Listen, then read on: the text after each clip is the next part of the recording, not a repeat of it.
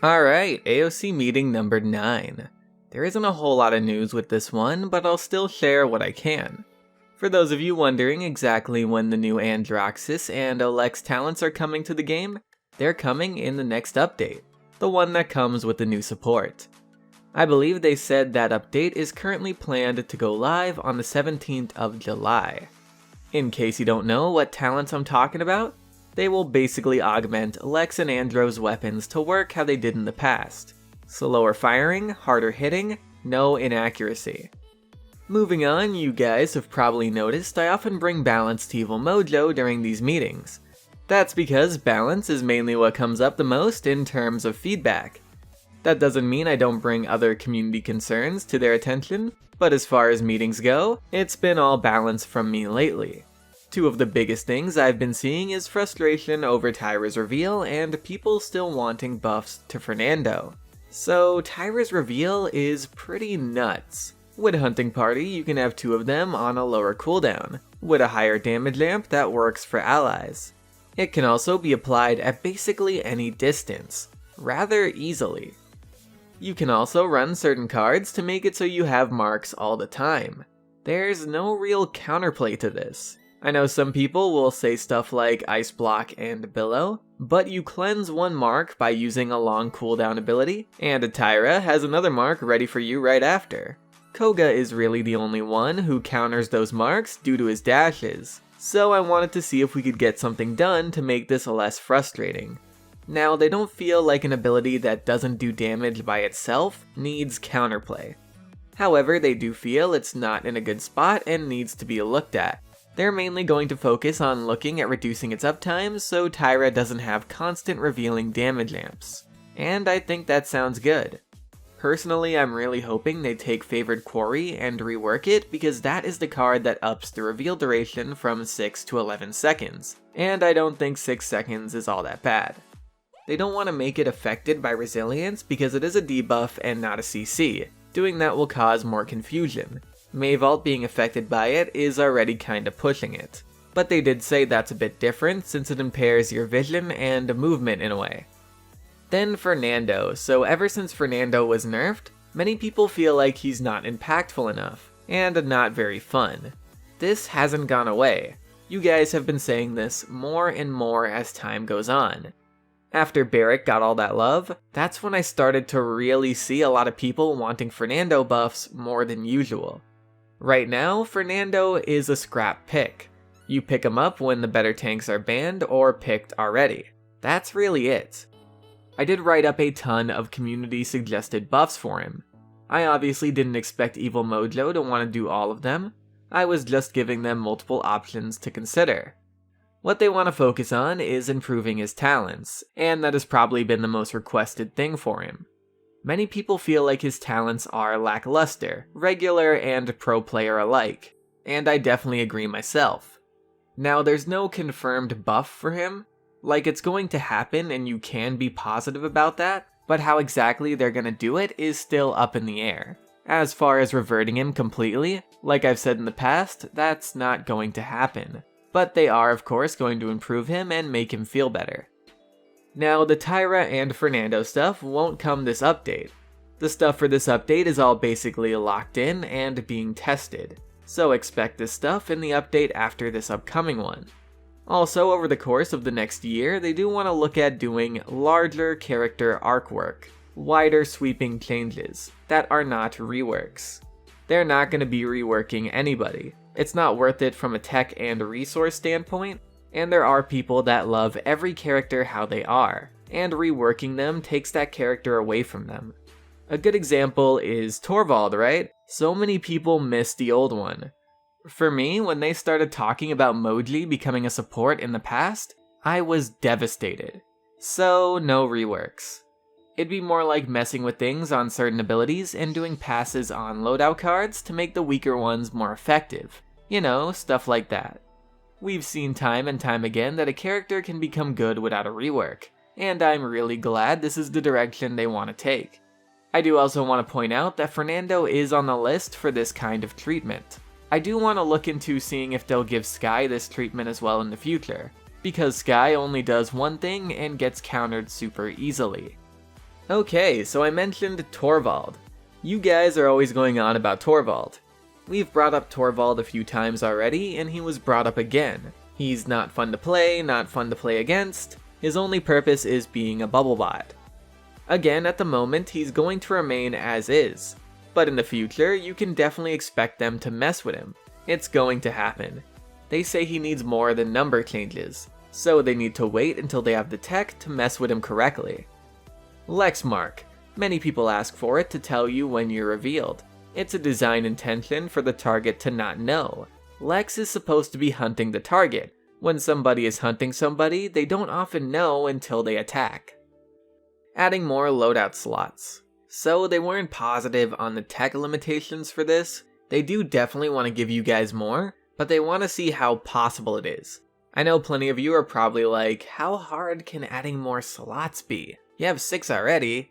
Remember, things are never as simple as they seem. Having you load in more loadouts into a game could make you use up more memory on your computer, making your game run slower. Now, don't take that as a fact, that's an assumption by me.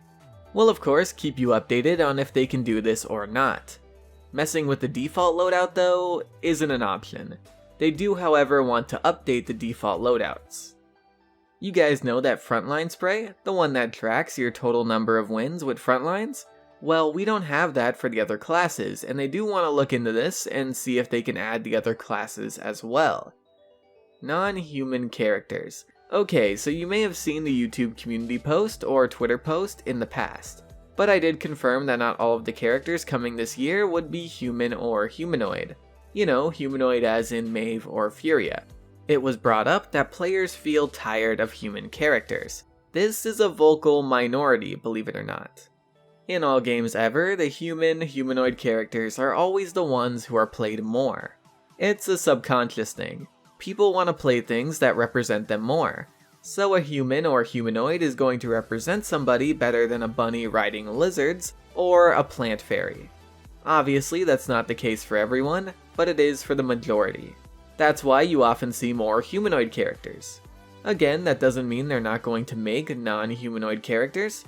They do definitely want to make more because they are really cool, and I think you guys will really like the next non-humanoid character that's coming. It's my personal most anticipated character ever. The idea and look of that character is so cool. I don't know much about the kit yet, but so far that sounds really cool as well. Battle Pass missions displaying in the match itself. This would be very hard to do because the server would have to track and update all of those missions for everyone connected to that server. And it would slow down the server a ton, and no one wants that. Right now, the game does tell you in the top left corner when you completed a mission while you're playing, but that pop-up does cause your game to stutter. They were told about that and are going to look into it. Then we had a talk with support about hackers and reporting and stuff. I feel like most of you wouldn't be too interested in all of the details, so I'll go through the big points quickly. They don't let you see the usernames of people you had action taken against due to your reports, and that's because they want the punished person to have their privacy. They don't want people to get witch hunted. A lot of the time when it comes to hackers, their anti-cheat does take care of them. However, sometimes they do make it through, and at that point they need evidence in order to take action. Videos make things easier because then they can look at it and decide if the person is hacking or not. You can send that stuff with a support ticket. When it comes to somebody being toxic or saying horrible things to you, screenshot it and send it to them through a support ticket and they can act on it. Also, some people feel like they and others report this one particular person a ton, and then they see them later and assume nothing happened to them. People with multiple reports against them often do get hit with a multi-day suspension, and of course they come back later on when it's over. So it's more of a perception thing. They did get punished, but it's hard to notice and realize sometimes. Then we had a talk with Brand about skins that capitalize on important events in society, like the Marvel trend and the Game of Thrones finale. So they can't just make stuff like Thanos Torvald, because they'd be sued immediately. They'd need partnerships, and even though Hi-Rez is bigger than 95% of other game studios, big names like Marvel only want to be associated with the top 1%. They are looking into partnerships with brands that are more on their level though. Paladins and Smite crossovers. So they've done them before and they didn't do very well. And that's because they saw that Paladins players don't really play Smite and vice versa. So I wouldn't expect more of those. Is the game growing? Not growing at a rapid pace, but not losing players either. Atlas grew the player base up to a new stable high, and they're hoping the next support does the same thing. I personally see the new support being in around the top 5 most popular characters in the game. So I'm also very hopeful that the new support will grow the game more than Atlas did. As far as how to grow the game, polish is a big thing. There have been tons of people who play the game and quit due to the bugs. All the reviews say Paladins is more fun but less polished. They feel the best way to grow the game is by getting it to the point where people can't say that anymore. There's a lot of players who play a few hours a month because of the game's lack of polish, and if it was improved, many would play more often. As far as the main menu though, the static character model does feel kinda dull. They want to look at making the models more animated by playing their emotes or something. Skin themes returning, so any skin theme has the possibility of returning, it just has to be at the right time. In any game, when you go back to an event, it's less successful than the first time. Metal music skins. Could they happen? They have done metal music skins in many of their games, and they don't tend to do well. For Paladins, Troublemaker Eevee is an example. How often do you see that skin? It's up for direct purchase and you even see the event ones more often. So you probably won't see any more of those. Nature skins are another theme you won't see for the same reasons. And that's it. That's the meeting. Let me know what you guys think of all the info in the comments below. And that's pretty much it, guys. I want to thank you all for watching. I very much appreciate it, and I'm gonna see you guys later. Bye.